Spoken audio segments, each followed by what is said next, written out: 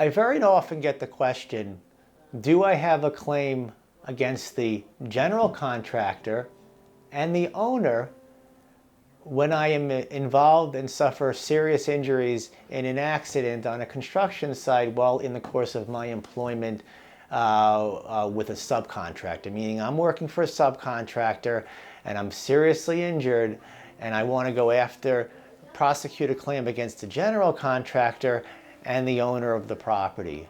And I'll very often get the question, well, can I do that? And the answer is very much so, yes, depending on the fact pattern, depending on what happened.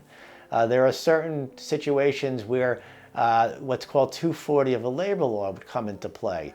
That's dealing with issues of gravity, such as falling from a ladder, or falling from a scaffold, where if you're able to prove your case, you'll be able to go after the general contractor and the owner, even if they are not in any way involved in the work that you were doing at the time. Even if they did nothing wrong, but as a general contractor and as an owner, they would be responsible if you're able to prove certain aspects of how you fell from that ladder or from that scaffold. Okay, there's also what's called 241(6) of the labor law, and that gets into what's called the industrial code violations.